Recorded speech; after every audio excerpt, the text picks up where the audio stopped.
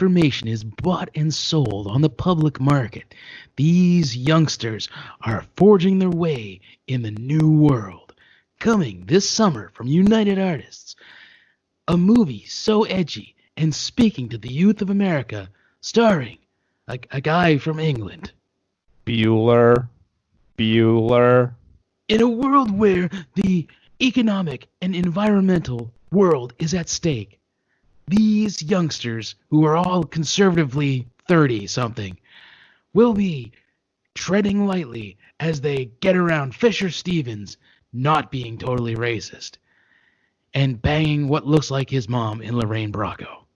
Henry's out of town. You can stay here for a little while. It's not the net. It is hackers. Hack the planet! You know when I pick a movie, that's when I'm under pressure now. The question always comes back to me, what were they thinking now? Whoa, what were they thinking?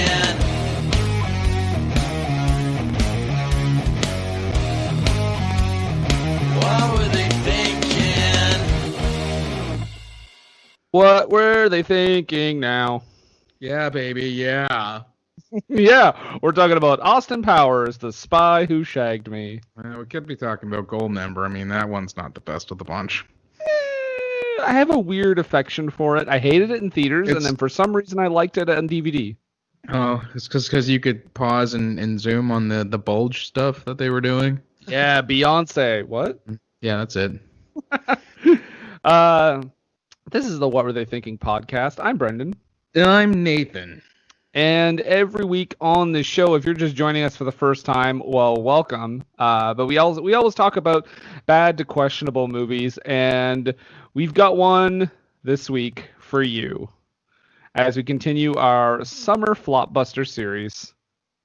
This is a film that did not do so well at the box office. But Nathan, what is the movie we're talking about this week? We are talking about the 1995, apparently loathed at the box office, but loved on video by every teen that I knew at that time. Hackers, starring Jonny Lee Miller and Angelina Jolie and Fisher Stevens and Penn, Jillette and Lorraine Bracco and Matthew Lillard and Renoly and Baby everybody. Bradford. Yes. And we are joined by an elite, you might say. Somebody who has elite. Sure, I don't know hacker speak. This is going to be a lot of this. There's going to be a lot of this. We're joined by elite. Somebody has chipped their way into our internet lines. That's what it's called, right? Ladies and gentlemen, making his way back to the podcast from Glen Falls, New York, Jason MacLeod. I don't even know how I got into Glen Falls, but I literally just got back. It was quite the journey. Thank you guys for having me. Yeah, this is a long-term promise to you, Jason. Well, I told you many moons ago that if you ever did venture to watch Hackers, that I claimed a spot on this episode because this is a seminal movie in multiple different senses in my life, and I'm happy to talk about it. Notably, this is a movie that we could not avoid. So basically, you invited yourself, Jason.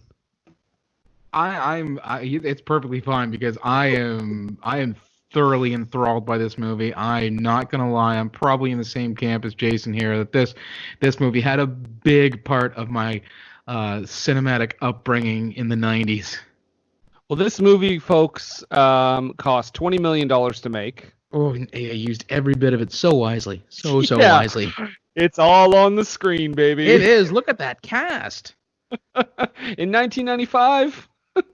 And they saved some bucks by, not giving Fisher Stevens the makeup job. Yes. Oh, yeah, that was actually, it's a little known fact. That was actually $5 million of Short Circuit 2's budget. Wow. They just wanted it to look that good, Yeah. Make sure. Part of it was also to pay off all the protesters. Right. He's talking about protesters. They didn't give a shit about protesters when Short Circuit 2 was made. Well, no, they did. They just paid them. Mm-hmm. This movie, however, box office, is anyone know how much this movie made? Oh Christ! It could have been more than 165 grand. 13 million. You're both off by quite a bit. 7.5 million. Oh, okay. Almost in the middle. Nathan, Yes. what's this movie about? Well, hackers. It's pretty self-evident in the title. Yeah. Okay. That's all, folks. I'll give you a quick breakdown of something of the plot. It's a movie about a young hacker played by Jonny Lee Miller, sounding an awful lot like Matthew Broderick while trying to cover up his British accent, and he is run afoul of the law when he was younger as Zero Cool, and is now crash override. Now that he's turned 18, he's allowed to own a computer again. So what does he immediately start doing? Well, of course, the thing that got him in trouble in the first place. By doing that, he meets all kinds of new friends in the hacker/raver underground community, which I didn't realize there was an overlap with that. And they proceed to get embroiled in some industrial espionage or industrial embezzlement by Fisher Stevens and Lorraine Bracco. And so, of course, they have to defend themselves and clear their good names. Hilarity ensues. And I just want to say right off the bat, I don't want to touch on it too much, but we could do an entire podcast just on the fashion of hackers. Oh man, it's wonderful, isn't it? I will say this, fairly spot on for kids who were trying to be fashion plates at the time. So many vests. A Yeah. lot of vests, a lot of like racing jackets, kind of leathery. They got a lot of like redefinition on them. It's very cyberpunk. Is a word that's going to come up quite a bit when I'm talking today, for sure. It's got a real look to it, and I appreciate it. It's very colorful. A lot of buckles, a lot of straps. Yep. That in an early scene where they're in the high school, Angelina Jolie, I thought she was wearing overalls until I realized she's wearing just this really low slung backpack that's like hanging almost down to her ankles. It looked really uncomfortable, honestly. In fact, the fashion I think is so funny. At one point, somebody remarks about someone else's fashion, and I'm like, no one should be throwing rocks from glass houses in this movie. I've met a lot of ravers when I was in university, and I don't feel that any of them could have hacked a planet at all. No. They were super interested in doing MDMA, yes, but not hacking a planet. Well, can we just get the elephant out of the room here? So, are you guys familiar with what hackers actually do? I mean, depending on what they're they black hat or white hat or what have you. But the process of hacking involves plopping your ass down in front of a computer, whether it's a laptop or a desktop, dumb terminal, and sitting there and staring at a screen of text and Telnet as you dig around trying to figure out a way to get into a system. Now, in all fairness, not a real exciting thing to shoot. No. But that doesn't fucking matter in this movie because they figured out a way to make it all look great. Yeah. What happened to the computer? What happened to the computer realism of Criminal? That's what I wanted here. We don't need that. See, instead of having a guy sitting in his room staring at a computer screen in the dark, we have hot Jonny Lee Miller and super hot Angelina Jolie standing in a phone booth with a fucking camera doing a 360 while thumping 90s electronic dance music plays. That's how you shoot a fucking hacking scene, my friends. Well, Nathan, guide us through this magical journey. After we see Leo the Lion, how does this thing get started? We open on Seattle, 1988, in an FBI raid for an 11-year-old.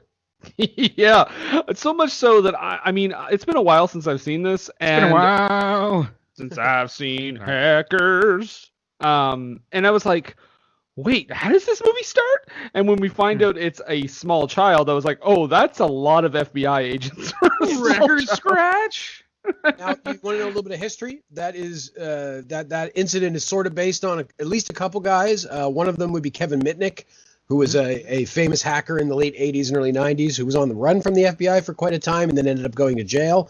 And then started working for them. Yeah, and then started working for them because that's what you do. And wrote a book about it, which is a fascinating book. I highly recommend anyone, called The Art of Social Engineering. Well, but if Catch Me If You Can has taught me anything, it was as soon as you start working for them, you're the good guy. That's right. But the other guy that apparently that this movie could have been based on, and I wasn't aware of this, and maybe it isn't, but it sounds really familiar, is you remember MySpace? Remember Tom? Everybody's friend Tom? Tom from MySpace, when he was like 12 or 13, him and a group of his friends were hacking into a national bank or something and fucking around in the back end of the network. And they got into a ton of shit, and the FBI, I think, got involved and everything. So that was like his early exposure to computers. But I don't know if this was begs is, did they send a full-fledged federal SWAT team to arrest him as he was 11? That's a fascinating question. I should really look that up. That would be nice to know. But it does seem like a bit of overkill. But what I do appreciate about this movie is that this movie was made in 1995, and maybe this was before the police were militarized, because these guys coming in, like when they're all rushing into a given scene, it's not like a military squad coming in like you would see in modern media of like police coming in and they're low and they're all, in a line and they're stacking up against the door. No, these guys are running in like fucking Keystone Cops, just with their guns in their fucking hands and trundling along with their bellies hanging out like, oh, we got the guns, we're going to get the kid. At least that's how I saw it. And I do appreciate that Felicity Huffman was the prosecutor. I thought that was funny in light of recent events. So yeah, they bust this little kid for hacking into different Wall Street systems and causing some horrendous economic crash. And, of course, as they're talking about the crimes, they're panning through the courtroom. Or as Felicity is talking about his crimes, they pan through it. Of course, it's like, grown up. All we see is just a little Bart Simpson spikes. And it's like, if this was made with Don doing the voiceover for, like, the actual trailer, this is where the record scratch would have happened. He's just a kid. The only problem is he's 11. Wow, I feel good. Kid hacker. Kid hacker. Oh my God. Yes. TV spinoff. That's our 90s theme project is Kid Hacker, because if it wasn't made, it deserves to be made. Coming this fall on Fox. He's a kid and a hacker. Kid hacker. Kid Hacker. The guy who writes our titles has been fired. He's stealing millions of dollars at night, but also having girl problems at school. Hey, Jolie, would you like to go to the dance with me this Friday? Oh, no, you're a nerd. Okay, that's fair. I guess I'll just send Pizza Hut to everyone tonight. He gets convicted of his crimes. 45 grand his parents have to pay, and he's on probation until he's 18. He can't own a touch-tone phone or a computer or anything like that. And they don't want him freaking, which is the phone equivalent of hacking, where you get into the phone system and fuck around. They don't even want him to have that possibility. They want him just off the net. He's off fucking line. And my note here is, well, that won't make him resentful when he turns 18. 7 years later. What are you doing, dear? I'm shutting down a TV network. God. He invents Netflix. He fucking invents Netflix in this movie, and nobody's talking about it. He kind of does. At the very least, he does everyone a favor by taking off that alt-right guy on the television. Oh, they also invented the alt-right. This fucking movie was responsible for Netflix and the alt-right. So yeah, he's watching like Breitbart TV. Well, it would have been at the time, because it was 3:45 in the morning. That would have been paid programming. Okay, you know what? That's where it belongs. Put it on paid programming at 4 in the morning. We don't need that shit in prime time. They have to pay the station to fucking put it on. Yeah, exactly. That's right. Yep. Interesting tidbit, because it's a tidbit that's interesting. Because it's an interesting tidbit. That's right. I remember back in the day that WWF TV on Global and whatnot was sometimes paid programming. Really? Wow. Yep. They really wanted to get it on there. We You got to really get did. that maritime crowd. Well, gotta take over that Grand Prix territory. That's right. But Nathan, he tries to take over the TV station and change it to the outer limits so he can watch it. But what problems does he run into? Well, you know what? His BLT drive went AWOL, and he has a meeting with Mr. Suzuki in the morning. If he doesn't have those spreadsheets done just right, he's gonna have to commit Harry Carey. Mhm. So, Baseball announcer, yes. yeah. So he poses as one Edward Vedder, and from accounting, to get the modem number from the security guy at the TV station, and this is where he takes off the dude who's the alt-right guy who the name of his show, America First. Wow. And I said when I saw that, I said I think almost that title exists today with a guy very similar. Yeah, probably. It's like Can I- One American News or something. Can I also, yes, absolutely. Oh yeah, that's fucking OANN for sure. Can I also point out though, and this has to be pointed out, when he calls this guy and he starts asking about the BLT drive and all that, this is one of the few like absolutely accurate depictions of how hacking works in this movie, because this is a guy using what I said earlier, social engineering. He is pretending to be able. He's basically pretending to have the tone of somebody who works for the company. He's trying to use language that the guy understands, maybe insider jargon, because he wants to get some information out of him. And when he says to him, "Do you know much about computers?" and he says no, then he knows that he can just say, "Oh, this BLT drive, I need this," and blah blah blah, and just kind of confuse him, and then say, "Oh, by the way, what's the modem number? It's on the box." That's the thing he needs, and he gets that number, and then he's good to go. And the guy doesn't know that he's just breached his own security. So And props to hackers. Well, some props to this movie anyways, because there are things like that, the dumpster diving and the shoulder surfing that they do later in the movie, which are all legitimate things. However, it's overshined by this veneer of we need to make this look flashy. So let's make our computer network look like cityscapes. Oh, and the GUI on all of these things, size 14 font. So you can see everything, and flames and skulls and animations. Yeah, That's awesome. It's speaking of animation and skulls and flames and everything, doesn't he's while he's hacking the TV network, he runs afoul of acid burn. Yes. Badass handle. By the way, the most the dumbest reveal ever later that it's Angelina Jolie. I'm like, yeah, no shit. Yeah, obviously. Like, did we wait? Was I already not supposed to know that?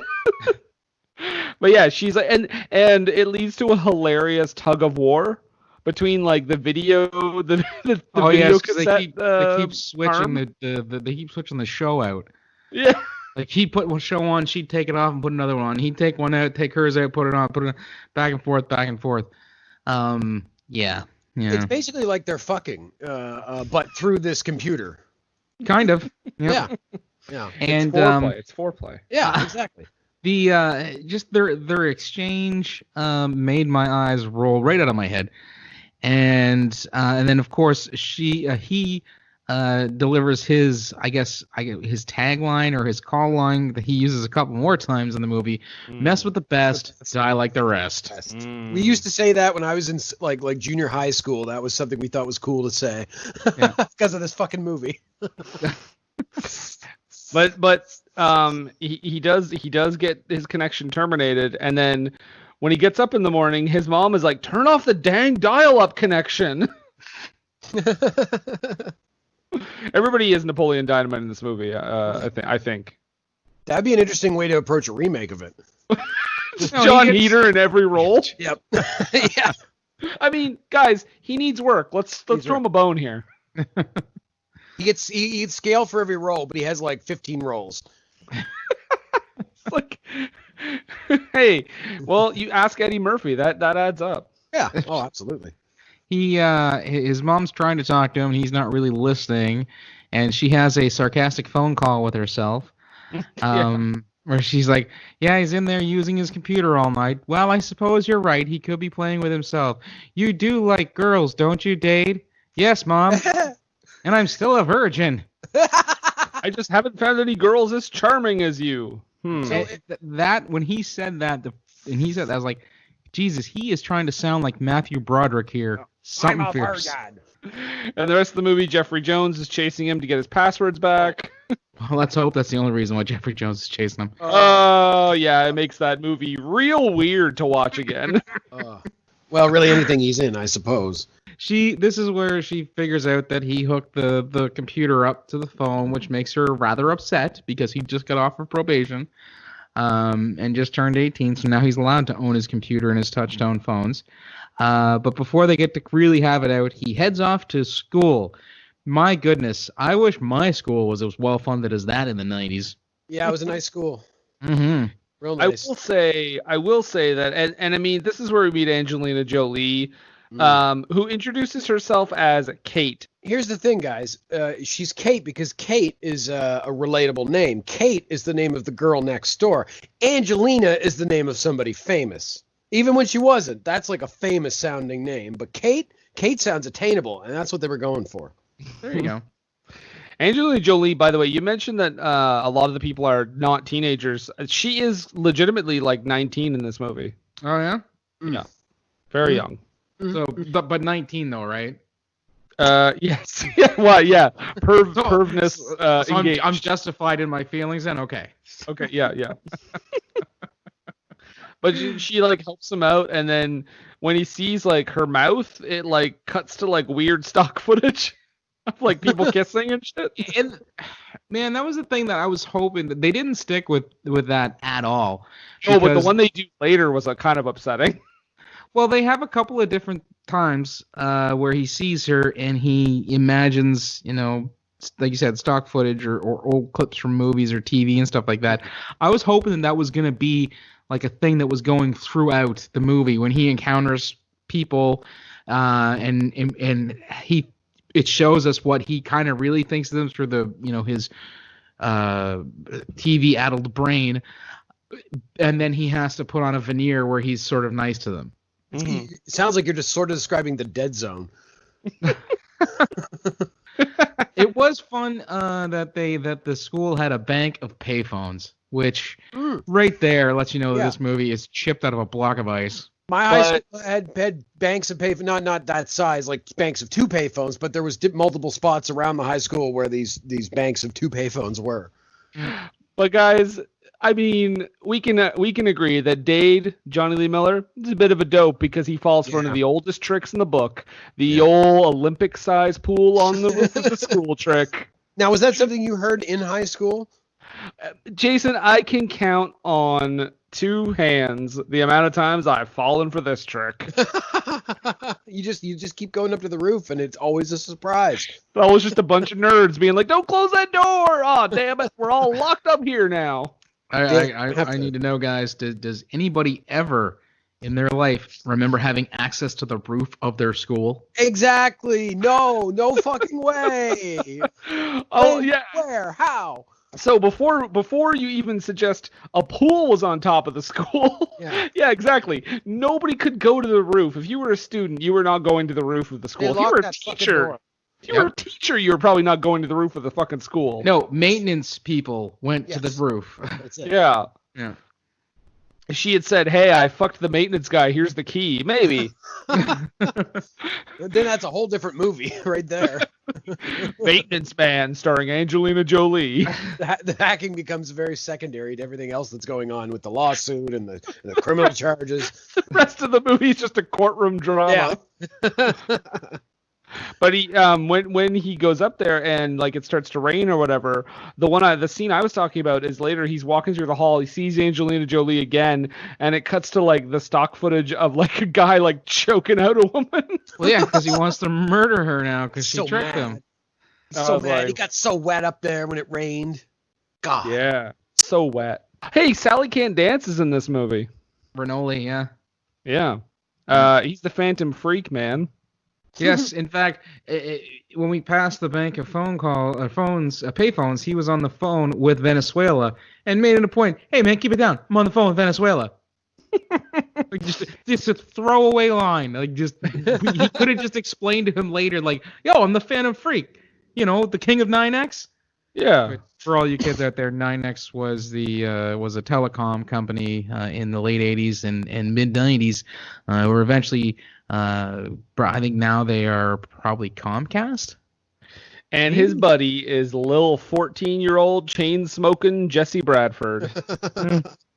Dude, I need a handle. Dude. What'd that tell you about saying dude, man? You say that dude one more time, I'm going to slap the shit out of you. Yeah. Okay, so guys, if you're just tuning in now, we're just reading the script. There's so many quotable lines, though. Come on. This movie's full of wonderful lines. Well, Shit on Me. That was one recently that I have written down. That was a fun one. Well, so I after actually originally first heard that in the movie The Crow.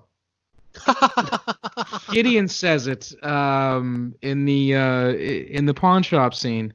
Wow. When Eric's beating him So up. I wonder if this movie was referencing The Crow then. What's a possibility? Yeah. the right year in the after, wheelhouse. maybe. I mean, Nathan, I have a Tintin is question. in it. It's the same bad guy. He's a good guy in this movie, though. Nathan, I have a question for you though. What's that? So after we meet Phantom Freak and baby Jesse Bradford, Baby Bradford is what I'll call him for the rest of this Baby. podcast. Matthew Lillard shows up, and how would you describe his look? Hippie longstocking. What I loved, I was gonna say, Brett, just quickly. What I loved was that when I first saw Jonny on screen and he's hacking, he's got these like small hacker glasses on. I thought, oh sweet, he's got the fucking small '90s hacker glasses. Look at his style. And then Matthew Lillard shows up on screen. It's like, oh dude, he's got even smaller hacker glasses. Fuck yeah! He's got the super small hacker glasses. He's got pigtail braid things going on. Yeah. And just smiles and having a great time. So I would describe him as hippie longstocking. This is the movie that got him Shaggy. There's no question. By the way, he's selling one of the greatest compilations of all time, the Asphyxiated on Their Own Vomit CD. I think he calls it the greatest Zooks.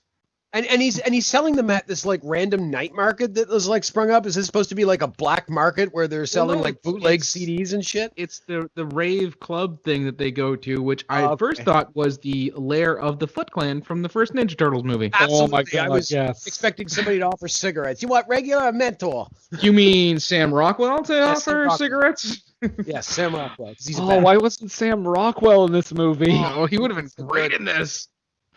But oh my God, this like rave / arcade / skate park / hacker empire is insane. It's weird because watching this back, now for him, the way he talks to Angelina Jolie a few times in this movie is just like, wow, that's no kid who's looking for some play is going to talk to her the way he talks to her. He's like, pretty good for a girl. But Well, yeah, he's 'cause also a hacker, right? He's socially maladjusted. So it seems to track that he wouldn't know how to talk to a lady, even if he might be interested in her. That's fair. Were they playing Wipeout? They were okay. So here's the fact: this is not a real game, but it was made by Psygnosis, the people who made Wipeout. So I Okay. bet that is using assets from Wipeout, but I'm pretty sure that was a pre-rendered cutscene representing gameplay. Oh, absolutely. So he does beat her high score though. Oh, yeah. And we figure out that she has like a boyfriend kind of who's the most nondescript character in this movie. Yes. He's just very much in the background, and the only scenes we see him in are basically when he's making out with Angelina Jolie. And what I'm trying to say is, how did I not get this part? But they point that directly out because at one point you were what, 10 conservatively at the time? Yeah, dog. he points that out though. At one point, he says, or Jonny points over to her, or points over to the dude and goes, "What does he do?" And the other dude goes, "Well, you're looking at it." Yeah, he just looks slick all day. Yep. I think that was an unscripted moment where Johnny Lee Miller was literally like, "Wait, what's the point of this character?" Yeah. Why is this guy here? Yeah, so he beats her high score, and then Renoly is like, "Wow, you just made it enemy for life." Okay, I got a quick question here. Did you ever get the sense that Renoly and like Baby Bradford were supposed to be like together? See, I don't know because it's not. I don't think so. No. Unless Baby Bradford is bi, so the Yeah. bi Baby Bradford could be. Because Baby Bradford, yes. Unless he's just not willing to admit something to his mom, because later when we see his room, he's got girls on like the wall, like posters of like swimwear models and whatnot. Mm-hmm. However, Renoly does call him Boy Meets World, so I don't know. That was a good reference. Yeah. I don't know. They seem close, and then they just seemed a little closer because he's always like, "Come on, let's go, let's get out of here." And I'm like, "Oh, are they supposed to be?" I mean, it's cool. Renoly's character comes off a little like I don't know, like metrosexual maybe. Yeah. And I got the idea that like, oh, maybe they're an item, and I just never picked up on this. I didn't necessarily get that. They might have just known each other like their whole lives too. So In the remake, they will definitely be a couple. I'm hoping. Yeah. Let's do this. We'll make it happen. Kevin Hart is Renoly. Dwayne Johnson is Joey. Or we could just do it. I'm done. That's cast. They're not. Well, if they're going to be in it, the plot is changing completely. Now they're the main characters. Nope. I want a scene where the Rock is going, dude, and Kevin Hart goes, man, you say dude one more time, I'm gonna slap the shit out of you. So, are you going to tell that to $7 Productions? Because I'm not. So at this point where Johnny Lee Miller hacks the school to make the sprinklers go off. Yes. And I wrote down that if you want to look like you're the guilty party, come prepared with an umbrella.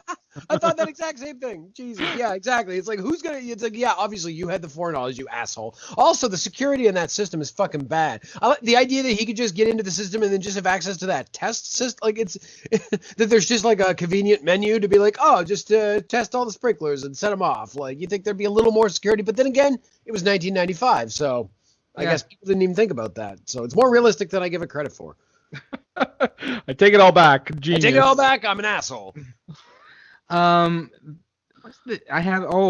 They're talking at one point with Joey, and the bunch of them are actually all kind of trading their hacking stories, and it sounded like a bunch of jock guys talking about the chicks they banged. Yeah, absolutely. Well, Joey, by the way, I got to point out, Joey is double fisting cigarettes. He's got a cigarette in each fucking hand. Now, Jason, when you say Joey, you're talking about Baby Bradford. Yes, baby Jesse Radford for sure. Yeah. Okay.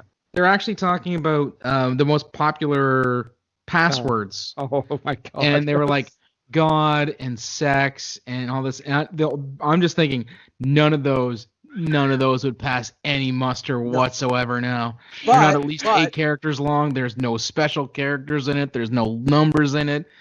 I can assure you from experience that back then those would have been acceptable passwords, because I used to have an ICQ account, and the password that I used for a long time was just FF7.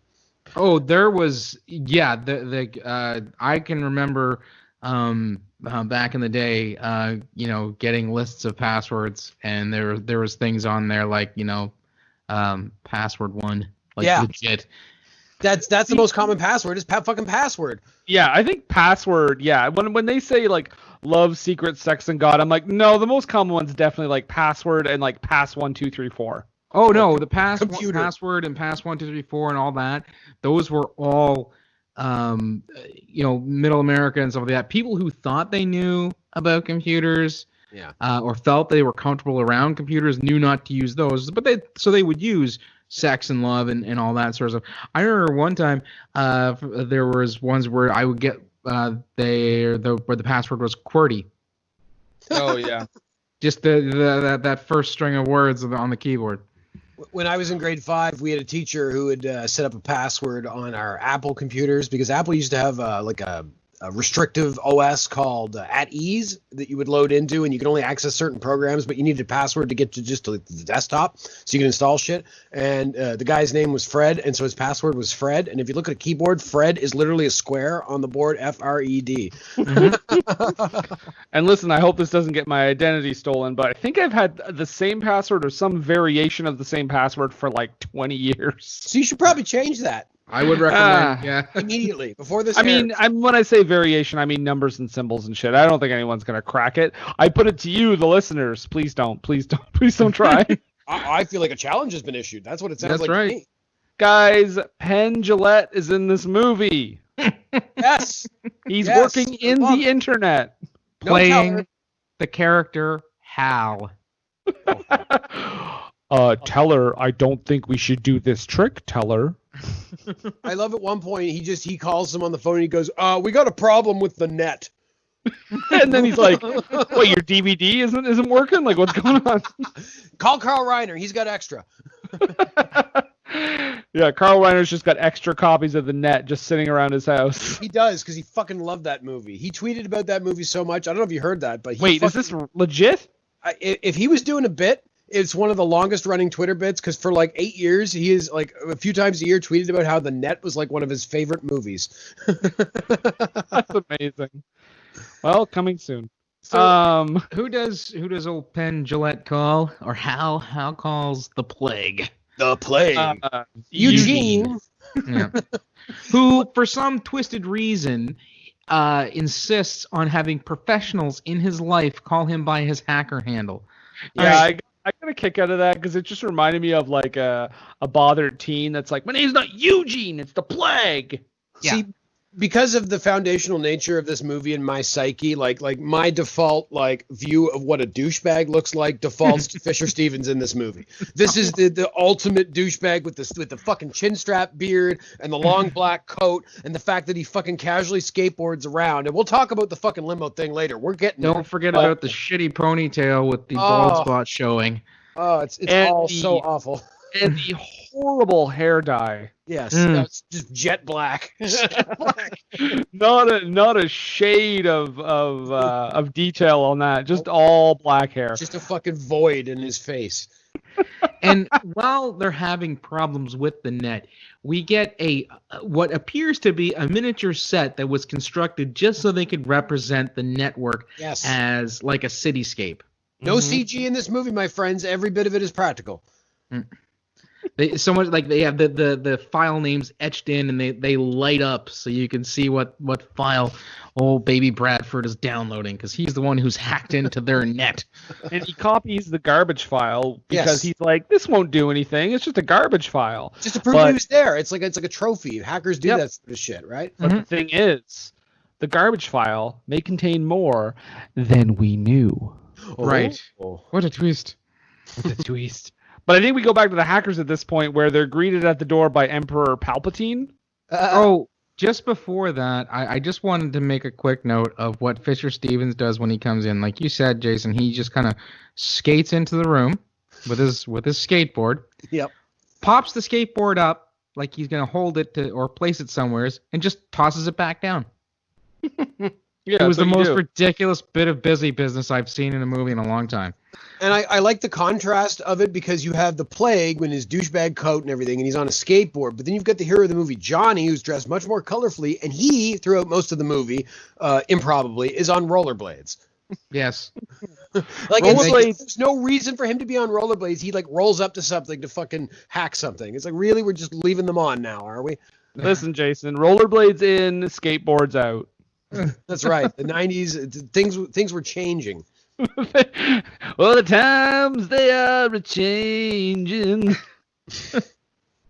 But yeah, and this is where what's that dude's name? He's dressed like Emperor Palpatine when the hackers Lord Nikon. Yes. And as we had mentioned earlier about the Crow, he was Tintin in the Crow. But they watch their favorite TV show because it's like a TV show that gets hacked into the network with the hosts Blade and Razor, and it's called, what is it called? Razor and Blade. What is it called? Hack the planet. Hack the planet. That's right. And they teach them how to hack a payphone. And I'm like, you know what, guys? This is awesome because I love that I know this now, because I'm going to use this in my day-to-day life. It's going to be great for the future. I'm never going to have to pay for a phone call again. Guys, I'm living on Easy Street. Are you going to tell him, or am I going to tell him, Nathan? Oh, well, I mean, if he can find a payphone, he'll be doing all right, won't he? All right, well, let him find out on his own. He won't pay for all those calls he's not making. Living on Easy Street. What I love about that scene is that actually did used to work, I think, at one time. Yeah, it did. Obviously, it hasn't worked in probably 25 years, but even then, I don't know that it actually still worked. But like, it explains because earlier we see the scene of him on the phone because he says, "I'm calling Venezuela," right? And he has the tape recorder out, he plays the tones, and then he calls it. Well, I remember back in like the early 90s, one of the malls down here, they got new payphones, and I was at the mall and I had to call my parents to come pick me up because it was time for me to go home. And I picked up the phone and I heard the dial tone. And I put the coin in, and what used to be just like a brief pause to show that the phone had taken in the change, there was like this bloop bloop. I'm like, the fuck was that? And then it happened. Like anytime I'd use those phones again, that would happen. I was like, oh, that's weird. And then years later, when I saw this movie, I was like, oh, that's a really good idea. Oh, I could have been having free phone calls all this time. Damn it. Well, I never thought that doing it into like playing the tone into the into the speaker part or into the mouthpiece of the telephone that would do that. So. And yet it would, because that's how that shit worked. That's how they activated anything, was all audio tones, right? So that's how a lot of that early phone freaking, I think, worked. You had like one of those blue boxes that the famous Captain Crunch, who I believe is a pedophile, so let's not talk too glowingly about him, but he built these cereal mascot. Yeah.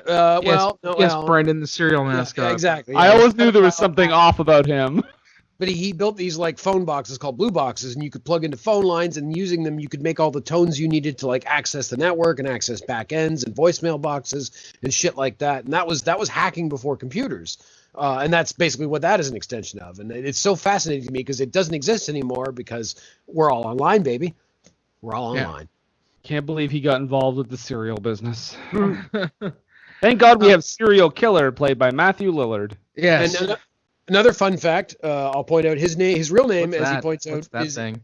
It's a fun fact. It's a fact that's fun. An interesting tidbit. I think he means an interesting. I'm sorry. tidbit. I forgot. I have to use your trademark term if you guys are going to get paid. I have a tidbit that is interesting. Okay. Sounds like an interesting tidbit. It is a tidbit that is interesting, and that Excellent. tidbit is that Emmanuel Goldstein, which is his real name, his handle is Serial Killer, but his real name is Emmanuel Goldstein, is a double reference, my friends, because it is a reference to 1984. There's a character in that book by George Orwell named Emmanuel Goldstein, but it is also a reference to the editor of the long-existing hacker magazine 2600. I don't know what the guy's real name is, but that is his hacker name, is Emmanuel Goldstein, and I follow him on Twitter. There is some fun, nods and whatnot to better things in this movie all throughout. Well, and I feel watching it now. I was like, oh, hey, that's fun. Oh, that's neat. In 1995, I did not get a single one of those goddamn things. No, they were deep references that have only appreciated with age. Exactly. Well, and guys, this is where we get the main crux of the plot here, because the Plague is having his investors meeting with while the Japanese investors are looking on from monitors, which I thought was a funny detail. They're just kind of like stoic and staring and watching. And he says like there's a virus in the computer system. Before that happened, actually, Joey gets arrested. Yes. Baby Bradford gets arrested because I have a note here about his super awesome Star Trek the Animated Series towel.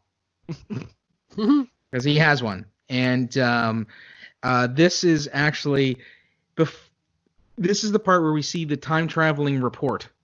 Because previously, as you said, we went to Lord Nikon's place and they're watching a news program where they're interviewing the FBI head agent who's investigating these hackers, and he's giving an interview to a lady, basically saying what the scourge of these hackers are and how they wreck systems and whatnot.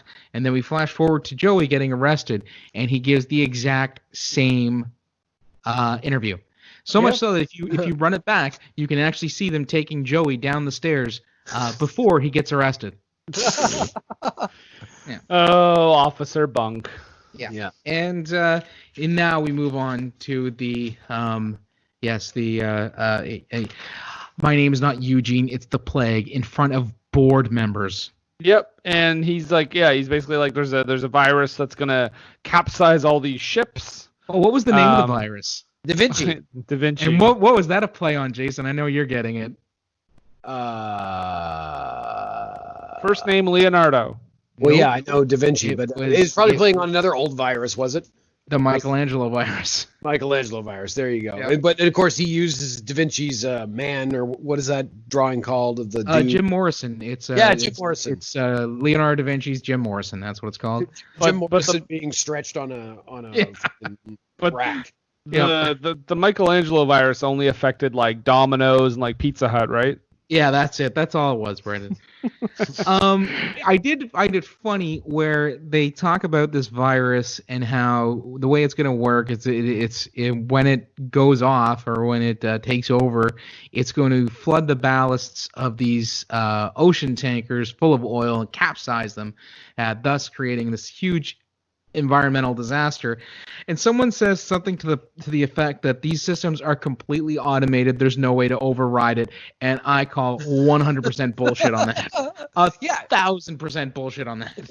Can we not switch to manual? No, not anymore. Yeah. Like they would still have people on the boats. Even today, we don't have fully automated oil tankers, and even if we did, there would be a way to take manual control. We can't. But I wonder though if that's just like the movie's way of showing that these guys are out of touch, and the plague is like, be. no, you can't do it. It's totally all automatic. I think it's more a testament to how stupid the general public is in regards to tech at this time that they can claim that, there's no way that we can undo it when a person with even an ounce of technical knowledge would be like, no, you absolutely can, you idiot.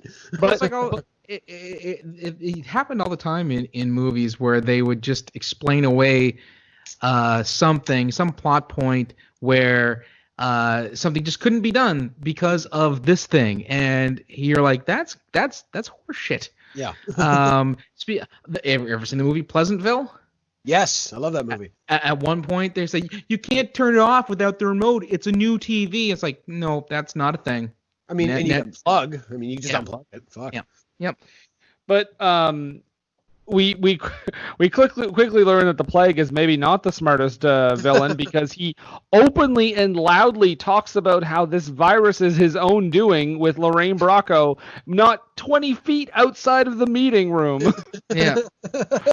And how they're going to use this to get like $25 million from the company, and they've got to get these, they've got to put the blame on these hacker kids so they can get away with their money. And they show the FBI guys tearing through old Joey's stuff. He's got all this computer stuff, and for some reason a power glove. Yeah, of course he does. What I found funny was, so before he gets arrested, he has a dream about getting arrested, right? So that was weird. That was really weird. It was a weird little kind of fake out. But in the dream, and maybe this is just a testament to his head at the time, but in the dream, he realizes the police are coming in, and the very first thing he does, rather than trying to run or erase his computer, is he starts ripping up a bunch of printer paper of shit he had printed off. What did he print off in his mind that he needed to rip up the printer paper? That's what I want to know. What kind of evil stuff was on that paper? We'll have to at Baby Bradford on Twitter. Matrix pornography. If they would just do an 8K transfer, maybe we could see. Yeah. But what I do like is that after they arrest him and they have like the FBI agents waiting outside, one of them is like, suspect Marc Anthony. is still. Yeah, is it Marc Marc Anthony. Anthony? Yeah, but he says, but he says, and this is one of my favorite lines in the movie. He says, "Suspect is still grounded by his mother." Yeah. As if like, yeah, dude. What do you think? Like his mailman was gonna ground him? Like Suspect is grounded by his boss from Taco Bell. Yeah, like he says it so condescendingly. I'm like, yeah. Usually it's one of the parents that does it. But I think it's that general, like it's hammering home that general vibe of like old versus young that there's a little bit of there, of like these young kids that are fighting the system and the olds that run everything. It's like, oh, he's a dumb kid. He got grounded by his mommy. Someone gives Fisher Stevens like a file, and he utters the phrase, "Ugh, hard copy." Like this movie is just so ridiculous with the way people react to things. It's just out of this world. But the plague does make his way over to Dade, aka Jonny Lee Miller. Yes. And he says, hackers are their own country. Yes, they are. Hackers are a foreign country. It's different there. Yeah, they're all their own country where there's no friendships. There's just what do you say? Sometimes there are alliances, temporary alliances. I just want to pause for 1 second because Jason just quoted the fucking go-between. Happy to do it. Happy to do it. From the few people that's watched it in the last 30 years, I'm happy to do it. Obscure 1970 British film. All right. Anyway, continue. Jonny Lee Miller, after this, has a weird sex dream about Angelina Jolie and then possibly getting arrested. Pause it right there. Right. Oh. Pause it right there. Right there. Oh, yeah, sweet. That was the spot in my videotape that had some tracking issues, I'm sure. I mean, guys, I have to point out, I mentioned it earlier, this is in a seminal movie in my life. I mean, this movie was part of my sexual awakening. Angelina Jolie is one of my early crushes in my life. And this scene specifically was important. Jack A from 227. Yeah. So I thought it was weird. Like looking back on it, I'm like, why did she not wear a bra in that scene? It was kind of strange. Like, did she not think the camera caught it? Or maybe, because there is a scene later where she clearly mouths fuck, but you hear screw. Yeah. I wonder if that was supposed to be a more like a longer shot originally. Well, there's a possibility. It looks like they had an R at first. Or maybe I'm thinking they sacrificed that one because Jonny Lee Miller drops an F-bomb later too. Yeah, I was looking for it. I missed it. Where was it? It's like where he's talking about someone threatens him with going to prison or something like that, and he was like, "Fucked if I care." So I think the next scene is that they're actually back at the school, and Jonny Lee Miller has hacked his way into advanced English, and they're displaying their favorite quotes. Of course. Okay, sorry, can I interrupt you for 1 second, Nathan? I just need to point out. So when he hacks into the system to put himself in the class, we can see clearly that each student, for some reason, has a professionally done headshot in very low resolution. Right. Because Angelina Jolie's headshot is like her looking back over her shoulder with long hair. So I think they literally must have taken their acting headshots and digitized them for this scene. And of course, she has the quote from her mother, which lets you know that she is a feminist, and she then and it's just that's who she is, hardcore feminist, just like her mom. Okay, guys, about this scene. So we also have to point this out too. What is happening in this class? What are they doing? This makes no sense. I've done a lot of classes in my life. I've been to a lot of school and stuff, and never once have I had a class like this where we have three people standing in front of a chalkboard writing quotes from works, I guess, just random works or poetry, and then the teacher is standing in the back being like, okay, all right, okay, yeah, those are some good quotes. But what are they doing? What is the point of it? Jason, so that we can find out that Emmanuel Goldstein is not in that class because he's an Ozzy Osbourne fan. American History 101. X. And then of course to drive home the fact that she's a feminist, we go to, I believe, a party. Yes. We should mention too, just before this party, we do see a scene where the plague goes into Jonny Lee Miller's house. We mentioned it briefly, but he does tell him basically you better help me out or I'm gonna fuck up your family, essentially.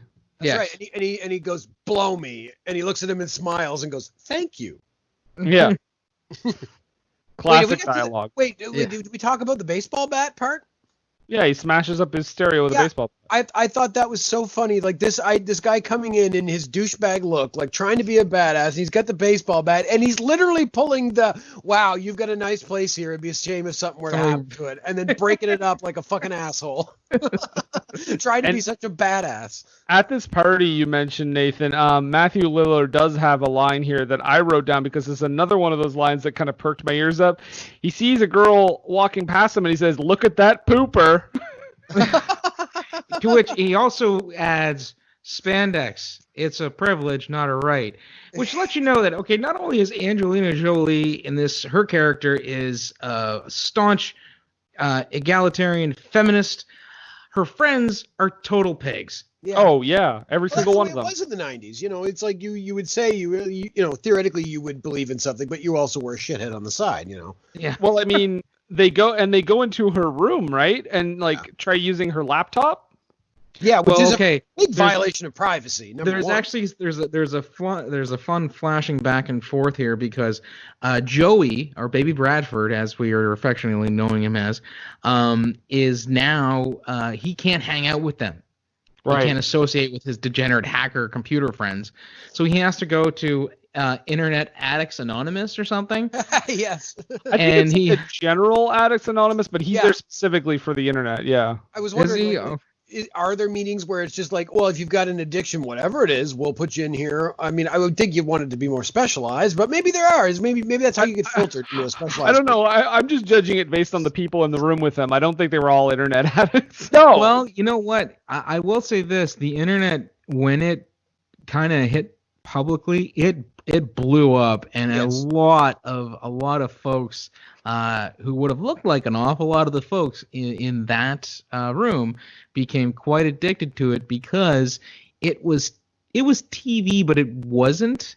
You know what I mean? They were replacing one box with another, but because it was a computer and it was interactive, they didn't feel like they were wasting their time. When in reality, they were just wasting their time on internet message boards. Well, you think about it back then, like when we think of internet addiction in the modern era, we think about it in terms of either, grandma on Facebook, or we think of it in terms of somebody playing World of Warcraft 16 hours a day. But back at this time, like the mid 90s when the internet was taking off, like people would get addicted to chat lines and shit, or, would spend 6 hours just talking to random people across the world, or playing MIRC. Zone.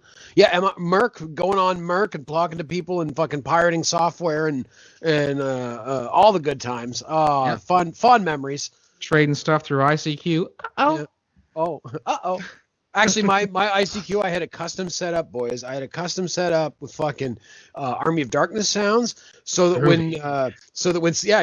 when somebody would come online, it would go, "Yo, she bitch, shh, let's go." Or somebody would send me a message and it would go groovy, and then somebody would leave and it would be like shop smart, shop S smart. It was the best.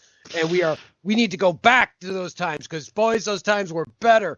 Things were better. Oh, And- Jesus. They and- suck. and- They Oh, suck no. hard. Jason, You guys they need to suck. vote for Donald Trump, because he'll take Nope. us back to the Merc days. Nobody. No! There wasn't even cable internet at the time. Most people No. were on dial-up. Exactly. I it mean, was wonderful. all of the pornography was of low resolution Exactly. quality. If you wanted to jerk off, you had to be dedicated to that. Wait, Jason, are you saying that like when he says "Make America Great Again," he's just talking about internet connections? Exactly. We need to go back to Web 1.0. That is the only way society will. We have to get rid of Twitter, and we have to go back to GeoCities. Get a stack of AOL CDs. That's right. I am ready to go. I've got 15,000 of them in storage. I knew this day was going to come. Jesus Christ. So they go on Angelina Jolie's laptop, And while With that's happening, she bursts into the room with her boyfriend. They start trying to do it. yeah, but then when she sees them, she gets very mad. But then she pauses and she's like, "Yeah, my laptop's pretty sweet, isn't it?" So this scene contains one of the things that works against this movie, and that is as I said, any reference to modern technologies. So when they go up to her computer, they're like, "Oh, look at this laptop. It's got a 28.8 modem and an active matrix display. Wow!" And I mean, a 28.8 modem, it was in 1995. That was pretty fast, but now that's insane. Even if you were using a modem now, you would have to use a 56K modem. I also- not a 28.8. I also did laugh at her saying, "Yeah, I want to triple my RAM," and then she starts typing, and I'm like, "Wait, is the movie trying to tell me that she's tripling her RAM by typing?" She's downloading some RAM. And apparently the screen is so bright that it projects the image onto Johnny Lee Miller's face. Yes. Yes. This comes up throughout the movie because these screens are so bright and they react, because at one point when Johnny is hacking and he gets shut out of the system, we see a bright flash in his face as if the laptop had exploded. And that kicked him out of the... I assume it shut the computer off? It kicked him out so hard? I guess. But this is where the bet is made, right? Yes, this is where they do make their bet. She's like, if I win, you become my slave. And she's like, no, that doesn't mean we're going to fuck. She's a feminist, you know? Yeah, and then if you win, I'll do anything. And the weirdest thing is, and I know he mentions it later and not in this scene, but like clearly he has a thing for her, right? Yes. And when he says like, if I win, we go on a date, because I think like obviously he wants to eventually date her and be with her. It's weird that he's like, but you gotta wear a dress and look like a conventional girl. Well, I feel that it was written just for what follows him saying that, because they go on this pranking spree with old Agent Gill. Oh, Bunk. And what's that? Oh, I was just saying Bunk from The Wire. Brendan and I independently both had the same thought that this is actually a prequel when Bunk was in the Secret Service and working against hackers, but then he got a demotion after this whole thing and got sent to fucking Baltimore to deal with drugs. Oh, yeah. Well, there you go. They start pranking him by giving him like false arrests, DUIs. They give out his office number for online the sex personals, and then eventually they finally just have him declared dead. So after all of their pranking back and forth, which for some reason they need to go to the top of like the Chrysler building to do one of the hacks, which made no sense to me. I don't understand why that was a thing. But equally making no sense was, I want to see their scoring system breakdown. Yeah, give me that rubric. I want to see the math in Because play. they're like, yeah, it looks like it's a tie, 60-60, and I'm like, what's a point considered? So they go into a sudden death type of situation where they say that he says that if I win, you have to wear a dress on our date. And to which she replies, if I win, so do you. So I'm like, you know what? He just won. Win-win. He's clearly getting a date regardless.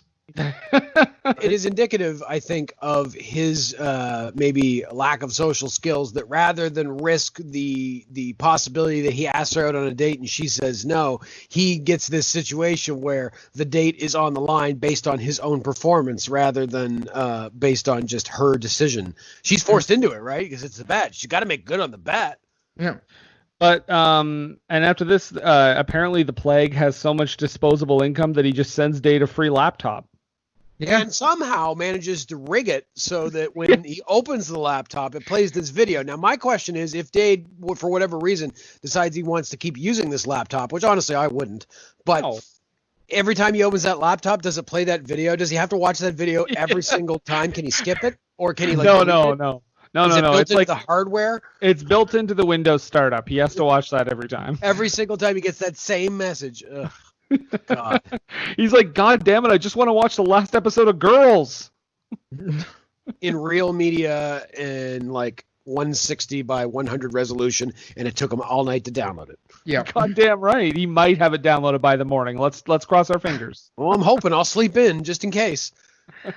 So Jolie the message is like to warn him or whatever, or to tell him like, what is the message essentially? Like you basically says, yeah, you need to get on board with what I'm asking you to do.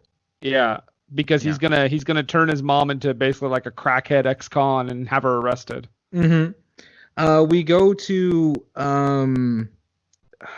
the park with Renoly and Baby Bradford, where they're having their discussion, where he brings him a copy of the garbage file that he downloaded. To which this all leads a big chase with Marc Anthony and the other FBI agent who doesn't get a name. Bald white guy. This scene made me laugh so hard because the FBI agents are like hiding kind of on the bench, and it turns out when they get up and start chasing him that the woman sitting in the middle like wasn't connected to them at all, and I'm just like, just imagine being that woman and like two guys just sit on either side of you and they're like secretly recording someone behind them. You're like, can I just read my book? So they end up catching Renoly. And gets incarcerated, and the cop tells him, "You get this one phone call, and that's it." Another thing that's just a movie thing, apparently. Yeah. But Renoly tells them what's going on, and Angelina Jolie is like, yo, Dade, can you make a copy of this disc? And he finally agrees to do it, but we find out that he's going to give the disc to Fisher Stevens because he doesn't want his mom to get fucking thrown in jail. Which leads to the most hilarious moment in this movie. All right, go for that. Tell me. I don't know. Well, Jonny Lee Miller gets the disc and he goes to meet Plague, which it appears that he waits for him for approximately 3 hours. Yes. And then the Plague shows up in a limo. No, he's skateboarding outside of the limo while holding onto the door, comes by, yanks the disc out of his hand, and just goes right along with the limo again. The best thing about it, though, is the look on Jonny Lee Miller's face. Yeah. It says, this guy is such an asshole. I think Johnny's as confused as as the audience are looking at this going, why in the hell is he doing this? Makes no sense. This is such a stupid thing to do, but he's doing it because he wants to swing his dick around, I guess. Yeah. Yeah, so next we got this hacking montage and an explanation as to what this worm does. In that it nibbles data or coinage from different transactions, and then the data is not actually gone. It's just shuffled around, and then it's supposed to leave. To wit, I noted I really liked it when Office Space did this better. Yes, and Superman 3 exactly. But this was after Superman 3, but before Office Space, so. So clearly Mike Judge got it right. Third time's the charm. That's right. Mike Judge saw hackers, thought, wow, that's a good idea. Hey, you know what? Mike Judge, you hack. I've got a flair for this sort of thing. Them boys is backing off from a tool shed. So, guys, this brings up a question because, yes, this is the hacker montage where they go to collect material and stuff because they want to hack the planet. Right. And because they know that Fisher Stevens is, going to corrupt his own company. Yeah, well, yeah, I mean, yes. He's going to corrupt his own company and make off with the money and put the blame on the hackers. But my question, and this is a question that has plagued mankind for years and years. Yeah, see what I did there? Well, but people have wondered this atop a mountain. Many great philosophers have pondered this on many a slab of stone. My question to you, gentlemen, is: if you were in a dumpster, would you fuck Angelina Jolie? Yeah. Yes. Yeah. I don't know why that was even ponderous in your mind. A lot of these philosophers were around before she was born, so they were confused by the question. So that's why there's a lot of thinking about this. So I thought I would just ask you. That would have been really especially weird, like after she was born, like John Boyd's hanging out with his 2-year-old daughter, and they hear this question, and they're like, "Oh my God, what is wrong with you? What is wrong with you?" People? And he's like, and then John Boyd was like, "Well, just give me another 45 years." You just wait, son. You ain't seen crazy yet. I'm gonna be in Pearl Harbor. No. Wait till I get a Twitter account. You just wait till I do my movie about a snake. I've been working on it for 25 years. Wait till I get a Presidential Medal of Freedom and do that horrifying dance that I did. Oh, John. Oh, hackers. We're kind of overshadowing because we are saying this is just like the hacker montage, but in reality, it's actually them not only doing their hacking thing, getting their gear, but as we mentioned earlier, this is where they do a lot of the legitimate social engineering with the shoulder surfing, because the reason why Lord Nikon is called Lord Nikon is because he has a photographic memory. So we see him delivering, flowers to the offices, and he is watching for passwords and things like Kermit, as one of them had. And then, of course, Dade and what's her name? Dade and Kate and Dade crash and burn. Yeah. Crash and burn. Crash and burn, baby. They do some dumpster diving, which again is a legitimate thing where people will jump into dumpsters of corporations to get shredded printouts so they could try to get records and passwords. I must say I have at least once in my life done that. Justin and our friend Dave, one night we decided to go out and dumpster dive to see if we could find anything cool. And you know what we came home with, boys? We came home with tetanus. Okay. But in addition to that, we came home with a actually working bill scanner. like a UV light that you could check a bill. But that's the only thing we found of any value. And for some reason, a Laserdisc copy of the movie Rounders. Oh man, I've been so happy. I would have put that on my wall. Yeah, so they're doing all this shit, and they go. I think Dade and Kate go into like the hacker rave because they want to find. We didn't mention these guys, but I guess we kind of briefly mentioned them. But Blade and Razor, the guys who host that like hacker TV show, they're like trying to recruit them to help them. Yes, because they're elite. They're totally elite. They're elite, yeah. So you got it right that time, bud. I'm learning. There you go. Well, actually, in this movie, they say elite. Now, I'm say elite. And I wonder if the genesis of that term is either from before this movie and they appropriated it and then it evolved into because at the time they say elite, but then eventually it becomes elite and then it becomes 1337 in numerical representation of that to say that you are elite. Yes, that's elite spelled out in elite speak. Exactly. Mm. So, but my curiosity was that if an elite hacker was a term that was from before hackers, or if to hackers this movie is like The Godfather is to the mob, then that term came from this movie. But I'm not sure. I feel like that's not how that happened. I really, really hope this movie is like The Godfather to the Mafia. But it is like The Godfather. Like a lot of the ideas that the Mafia took hold of comes from The Godfather. It's like those guys on The Sopranos. They all just grew up watching The Godfather, so that's what they think the mob is supposed to be. Do you mean like how most of the Mafia are like having heart attacks in orange groves? Exactly. That's the number one killer of mobsters. Orange Grove heart attacks. Orange Grove Heart Attacks is my new punk band. That's a solid punk band name, actually. Yeah. Thank you. Not gonna lie. Yeah, so they start fucking with the plague system again. We see Penn Jillette again. And this has my single favorite exchange of dialogue because Lorraine Bracco, his character, knows shit all about computers. Like, she's not supposed to know what's going on.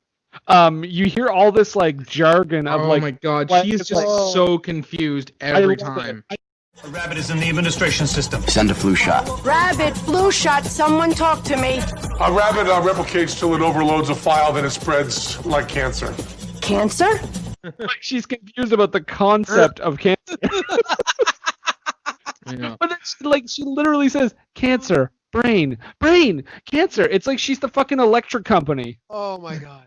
Okay, and the other moment like that in this movie, I think it was earlier, but I have to mention it, where the Bunk is talking to the other FBI guy, the nerd FBI guy, and he's like, well, what'd you find? And he goes, well, we have an uncorrupted hard drive.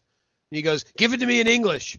And I'm thinking the guy must be like, I can't. That's as simple as I could possibly make it. It is a hard drive, and it is not corrupted. What do you want me to say? But this is a very they're all using payphones, and they're all using their own laptops, which I love how all their laptops have their own cute little logos. Oh yeah, they have their own. Yeah, it's not good enough for them just to have for them to have a sign or a handle like most people do on the internet. They got to have their own brand. So guys, this to me is fucking cool. And in 1995, I thought this was stupid, obviously, because computers don't work like that, or at least they didn't then. But the idea of it was super cool, and you can see it was actually kind of prescient because nowadays with our smartphones and stuff, we all have our own custom wallpaper, we have our own custom like setups for how we want it to look. Now, if I could just have my phone, like when I turn it on, have it like blast out a flame and be like acid burn.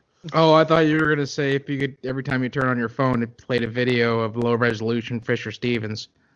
Well, and you have to watch that, Jason. You have to watch every single time. To ask me to help him with this. You want to jump on IMDb and find out what movie Lorraine Bracco is in before Hackers? Sorry, you got to watch Fisher Stevens talk for 10 minutes. Damn it! If I could make Fisher Stevens my Siri, I think I'd be happy. Just make sure you pick Fisher Stevens Hackers and not the other Fisher Stevens. Oh no! Oh my god. Somebody's like, I know that's just your Siri, but that sounds awfully racist. In this movie, you could say that Fisher Stevens is in douche face. But at least when the douchebags complain, we're like, fuck, take exactly. it. We don't care. Whatever, Fuck you 'em. douchebags.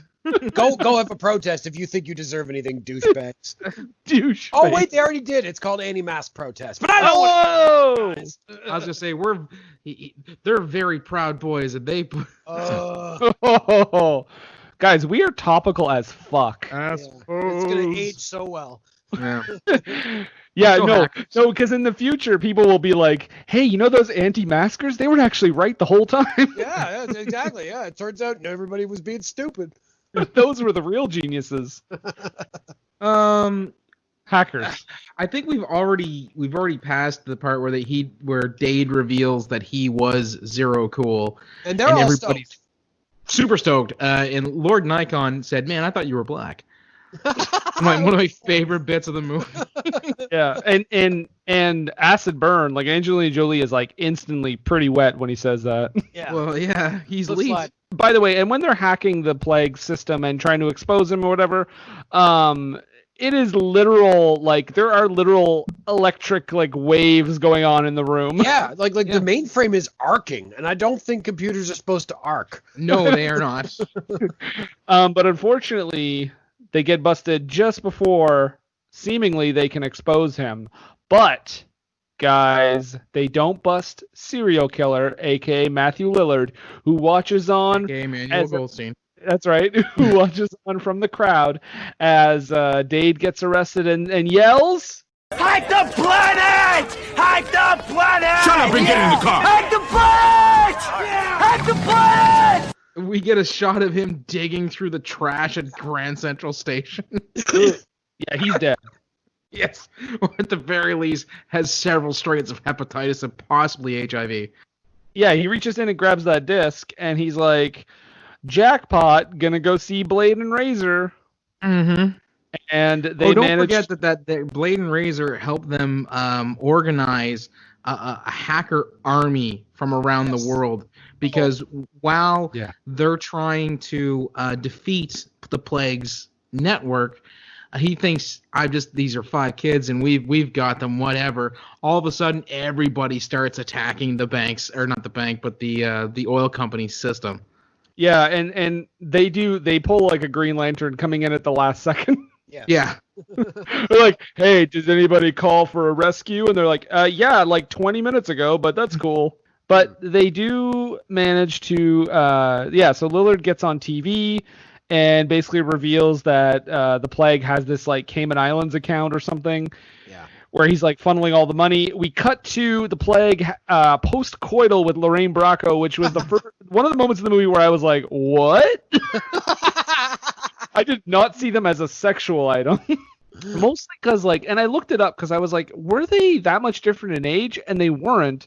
But for some reason, they made her look like, I don't know, they made her look older. She's supposed to look like a successful business lady with the padded shoulder suit, pantsuit thing going on. Yeah, she's a real Gina Davis. Exactly. Or Sigourney Weaver. Yeah. And he is supposed to be, while they are not that far apart in age, he is supposed to be part of the youth culture because he skateboards, has long hair, and is into computer hacking. Yeah. But she turns around, she's like, oh no, they said my name on TV, and Plague just books it. He's out of here. But does he make it, guys? No, because he ducks out and under the guise of one Mr. Babbage. Yes.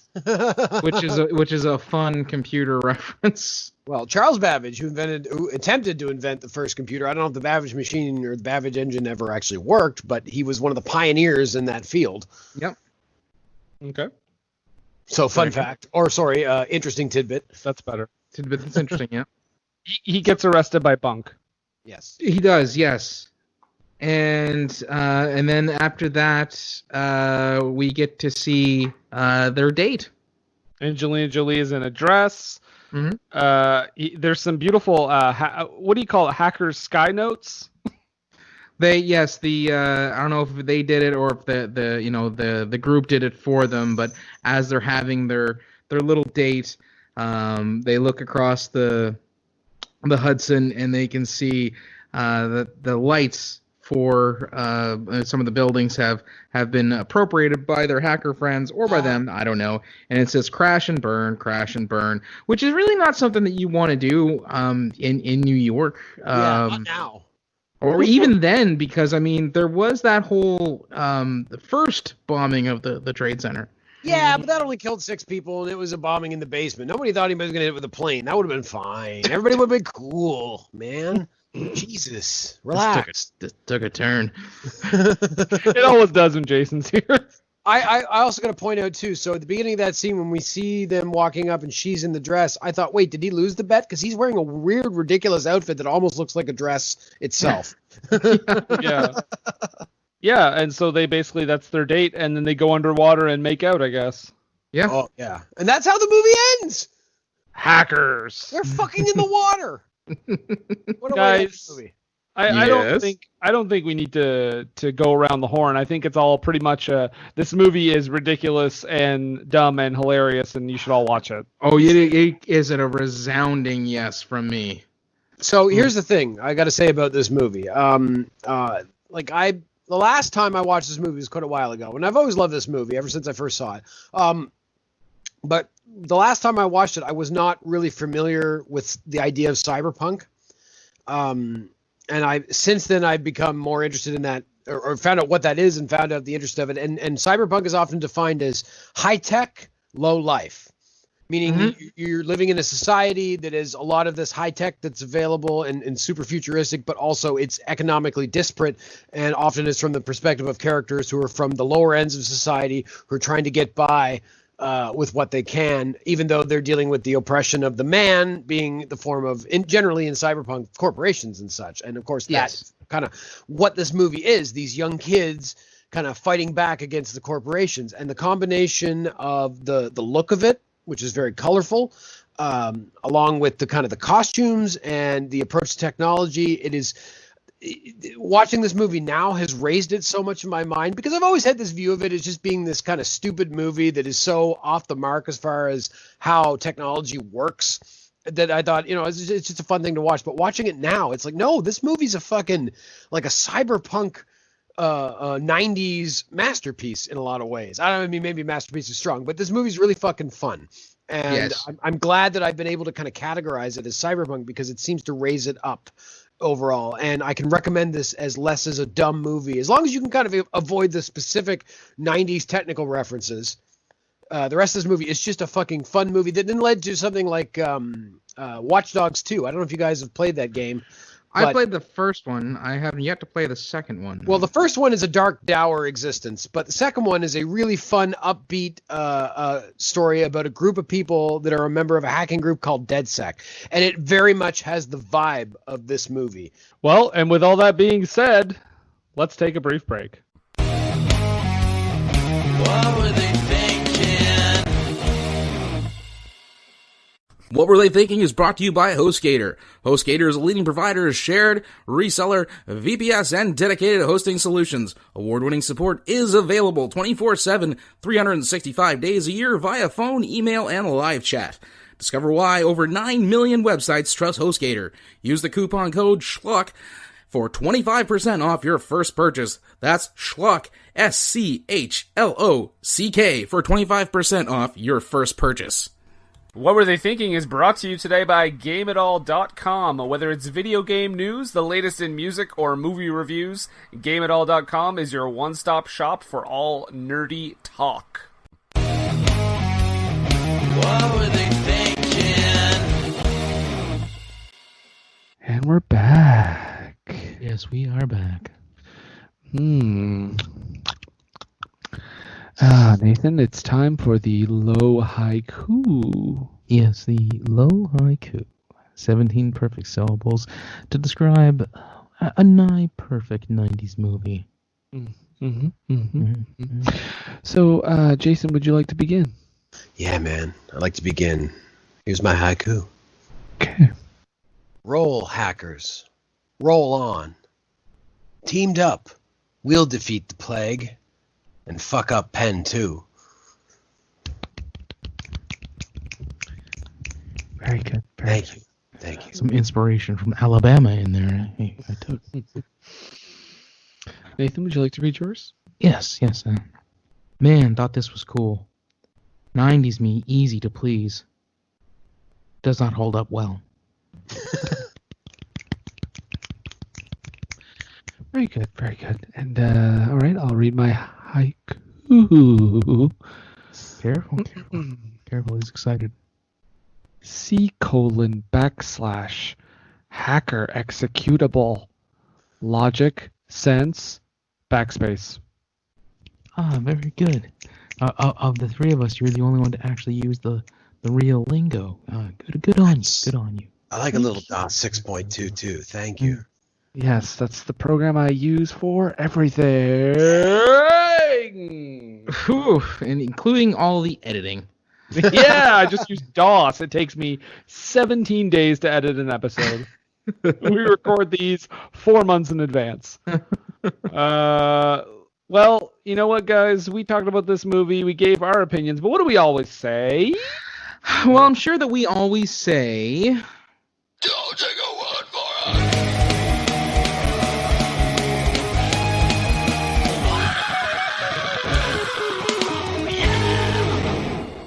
That's right, folks. Don't take our word for it. That's why we go to Rotten Tomatoes to see what the people are saying. And this is one of those movies that has a bit of a disparity here. I feel like some of the audience reviews may be ironic. I don't think so. I think they're just tainted by rose-colored glasses. Well, that too. But we have a 33% of the critics gave this a positive review. Mm-hmm. And 68% of the audience gave this a positive review. Yeah. So let's go into the critics' reviews here. Our first one is from Jay Boyar of the Orlando Sentinel. He says, after the mechanics of the thriller plot start to kick in, the film drags, and when it's time for the big cyber showdown, we're stuck once again with footage of frantic typing. Stephen Ray from the Philadelphia Inquirer, he took a better view of it. He wrote, Hackers isn't a very good movie, but it's a damn sight more fun than The Net. Oh, coming soon. Yeah, I've never seen it. No, you know what? Me neither. I've seen bits of it, but none. I saw Hackers, and I was like, that's the ultimate computer movie from the 90s. There's nothing that can top it. Critics review. Maitland McDonough of TV Guide said it was not fresh. It was rotten, and she said, even if you bought DOS for Dummies, there's nothing in Hackers that will stretch your brain. I like how you read it like a newscaster. It's the only way I can read things, unfortunately. That's a sad affliction. Time Out Magazine says, the sappy ending is hard to take, but the online showdown between the Plague, the Secret Service, and the united worldwide community of hackers is nail-biting. Jonathan Rosenbaum of the Chicago Reader wrote, without any sort of miracle, this engaging and lively exploitation fantasy thriller about computer hackers, anarchistic in spirit, succeeds at just about everything The Net failed to. Lots of slams on The Net. Yeah. Good reason. You haven't seen it. I know. I got one more for you. This is from Steve Rhodes at Internet Reviews. And Steve, giving 0 out of 4 of his score on the movie, says, you leave the theater angry at everyone associated with it for stealing your money and your time with a movie that insults the audience intelligence with complete garbage. Strong words. Yeah. All right. I've got one more from Roger Ebert. Oh, your boy. Sometimes. My boy. This is a fresh review. The movie is well directed, written, and acted, and while it is no doubt true that in real life no hacker could do what the characters in this movie do, it is no doubt equally true that what hackers can do would not make a very entertaining movie. I mean, he's got a point. Yeah. Yes. Like Jason said, it's plunking down and just hammering away over and over and over and over again. So yeah, that would not be entertaining at all. I got one here. Madeline Williams. She didn't care for it. She wrote, pseudo-cool, anti-authority tone, but no substance. It's definitely style over substance, I would say. Did you enjoy it better than Antitrust? I don't remember that movie, so probably. Okay. I never did see Antitrust. I always thought I should watch it because it was kind of in this genre. Is that Tim Robbins in that with Ryan Felipe? Yep. Yeah. I was more a fan of Uncle Trust. Oh. Let's go into the audience reviews. We've got our first one here from Wellington M, who gives it 5 stars. He says, I don't know if it's okay to recommend a hacker, but this pro hacker literally saved me when he helped me fix my credit and boost my scores to over 750 plus within 12 working days. If you need help, here you go. Email wisetechhacker@gmail.com or WhatsApp 1-424-283-6238. Listeners, please don't call that number or text that number. He recently helped my friend hack an entire cell phone of someone who was blackmailing him. He offers too many services to mention here. Good Lord. Wow. We do not endorse nor condone their actions. No, of course not. Don't do it. Don't fall for the scam, people. I have an audience review here that was I'm guessing was written by both of us without us knowing it, Brendan, because it's by super reviewer Brendan N. Oh shit! And he writes, the film is fun if goofy, but it has cult status with the advanced plot of the era. The music, the actors, and the villain deliver a film that isn't critic-friendly, but audience-friendly. So we wrote that, apparently. Yeah, we did, together, before this episode. Joshua M. on December 8th, 2015 wrote, 2-star reviews, says, simply, I'm reminded of how painful the 90s were. Painful? I think he has misspelled the word delightful in the most egregious way. I know, he's terrible. All right, well, Jessica L. also gives this movie 5 stars, and she starts out... Jessica Lange? Yeah, well, when you listen to this, I hope not. But Jessica Lange starts off this review, as any review of hackers you would imagine to start out. It starts off with, I and my wife have been married for 2 years with a son. Little did I know that my wife ex still texts my wife, and my wife never talked about it. My wife sends her ex nude pictures and also visit him. All of this has been going on, and I never knew about this. But thanks to my best friend who referred to me, wisetechhacker@gmail.com or WhatsApp 1-424-283-6238. This hacker helped me in hacking my wife's phone, and I saw all of this on my wife's deleted text messages. I don't know how to thank this hacker, but if you can see my testimony, I advise you contact this hacker. I'm very sure you won't regret it. Poor Jessica Lange. Wow. Right? Poor Jessica Lange. American Horror Story money. You should save it. I guess, yeah. True hacker Jennifer X wrote, she gave it 3 stars, and she wrote, Hackers is hilarious because of the way it portrays the internet. The hacking duels between Jonny Lee Miller and Angelina Jolie are at once ridiculous and kinda sexy. A lot of fun. Kind of sexy indeed. I have a review here. This is 2.5 stars from one Alan C. And Alan writes, how old is this movie? It has payphone hacking, dial-up modems, cassette tape recorders, and Fisher Stevens is the biggest star of the film, whose cast includes a 19-year-old Angelina Jolie. Up until this point, her biggest credit was Cyborg 2, a sequel to a Jean-Claude Van Damme film where JCVC didn't even appear in the even worse sequel. Even though this film isn't good at all, I do remember thinking at the time that chick with the short hair is really awesome. When I was a video store clerk, this was a favorite film of mine to put on, not because it was a good movie, but because it had a good soundtrack and wasn't rated R. The film really hasn't gotten any better with age, other than the quaintness of the technology and seeing, capital S, Angelina Jolie in a before they were famous role. The film does have a solid cast that includes Jonny Lee Miller, Jesse Bradford, Matthew Lillard, Lorraine Bracco, Marc Anthony, Penn, Jillette, and Felicity Huffman.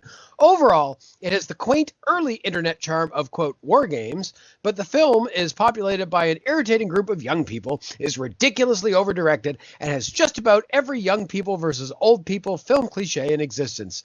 Still, there's enough good to make the film watchable, but I'm not going to give it any more credit than, quote, watchable. All right, guys, this is a pretty intense one here. This is from Prompania K, and he gives it 5 stars.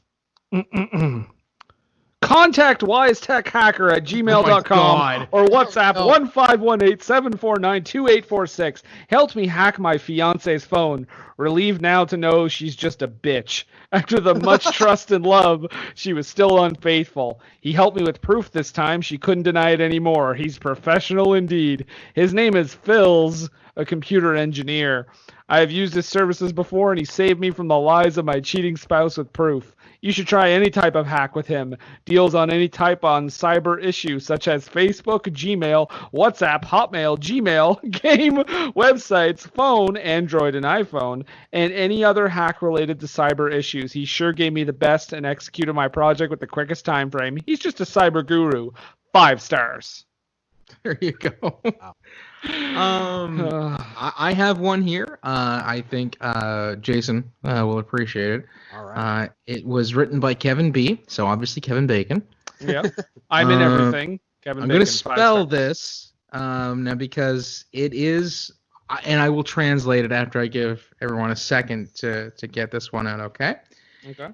B357 H4CK1N6 M0V13 3V3R H4CK7H3 PL4N37. Huh. And they gave it 5 stars. Elite. It is elite speak, and it says, best hacking movie ever, hack the planet. I got one more for you. This is from Rod E. Roddy Piper. No, not Roddy. Rod Oh. E. His My last name is- sunglasses allow me to hear things. Roddy Piper. 5 Is stars. it Rod? R-O-D. Roddy? Yes, it's Rod Roddy. From Rod Price Roddy is Right. That's him, yes. He, 2013, a mere 12 years after his death, he wrote, cyber crap. Yeah, Angelina Jolie is such a tough one, and Jonny Lee Miller is such a computer hacking rebel. He has perpetually been lambasted for his tech and hacking skills, but he will be tempted to shut down bad guy? Will the improbable connection of Miller's lone tech outcast and Jolie's tough girl gamer ever hook up? Hackers is movie spam. Purely, this movie blows on all levels, but I will give it a few soundtrack points. That scene where Jolie is playing video games is hilariously bad. I think that's it. That's it. That's it. Those are the reviews. We have explored the- this movie to its extent. Those are the haikus. The hacker. I'll work on it. So that's it. That's hackers. Before we go too much further here, Nathan. Next week is the 5th Thursday of the month. It is. It's closing out our summer Flopbusters. Now, I don't know that this was released in the summer, but it's very hard to tell with these small screen shamefuls. Mm-hmm. But because it is the 5th Thursday of the month, this is a small screen shameful. So, I mean, I guess give us a hint, even though we might probably not guess it. Okay. I wish I was Red Dawn and the Breakfast Club at the same time. All right, well, there we go. That's what's coming up next week. A small screen shameful. Jason, Jeez, thank my you. cat's losing Thank his you. friggin' mind. Thank you so much, guys. I really appreciate you having me on for this episode. I'm glad I could talk about this movie and hopefully get more people to see it because it's wonderful. Before I do get you to plug, Jason, Yes. because I understand you do have a podcast. I do. Let's bring in our old friend Montrose Monkington. Okay, I'll go get him here in a second. He's in the green room. Okay. Hello, it's a good friend Montrose Monkington III here, and I would just like to invite all you people listening to tune in to Montrose Monkington TV. There hasn't been a whole lot of new stuff going on there, but in fairness, there hasn't been a whole lot of new stuff going on in the world. But you can tune in on YouTube at Montrose Monkington TV, or be friends with me on Facebook in the Facebook group Montrose Monkington III Esquire and Friends, or you can also tweet at me at the Twitter at Montrose III. That's the number 3D. Thank you. More later. Wow. Thank you, Jason, for the wow. I do appreciate it. You're there's just something about you, Montrose. When I hear your voice, I'm speechless. I feel like a broken monkey sometimes these days, though, Jason. The world is really getting Montrose down. I get it. But you gotta keep your head down, Montrose. You gotta stay on course, and you will get through this because you are one funky monkey. I feel that I need to keep calm and carry on. That is a really good phrase. You should put that on a T-shirt. Yeah, I feel it is in the Britishness of me, for me to keep calm and carry on.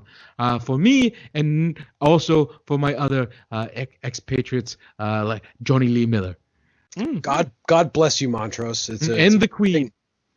And the Queen, absolutely. Which is interesting because it turns out I am on a podcast that is about things the Queen might like. Oh, you don't say. Yeah. No, not that Queen. Okay. The Queen I'm speaking of is, of course, Elizabeth II. Of course. Queen of the Empire that we are a part of, loyal subjects. And our podcast that I and a fellow named Brendan do is called For Screen and Country. He sounds terrible. Well, you'd think, but it turns out it's actually pretty good.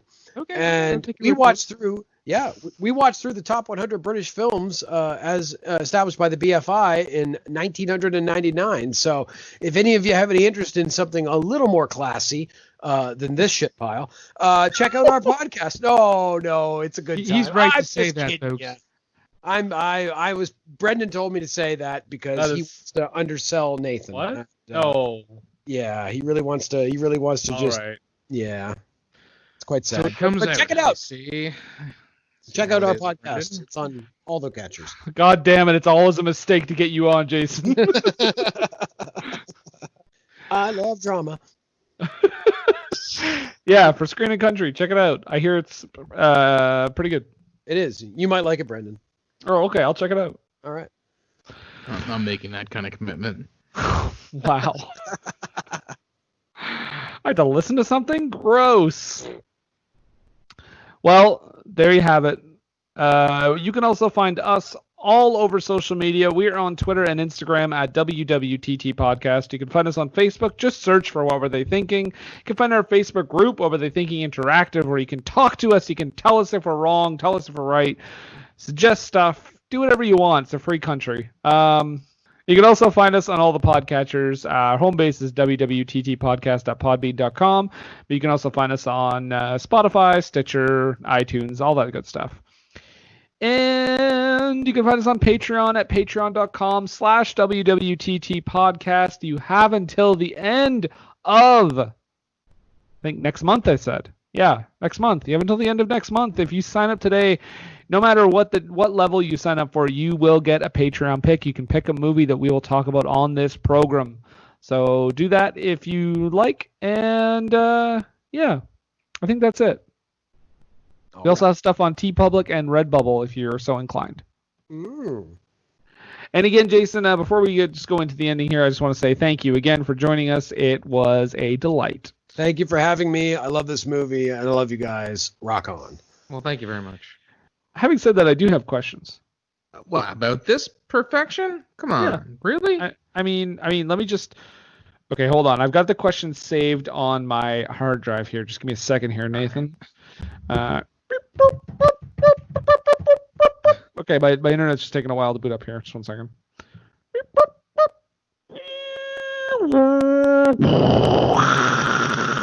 Hack the Brendan!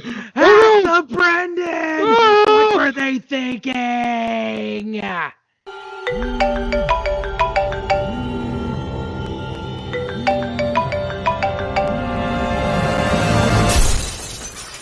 You blocked me on Facebook, and now you're going to die.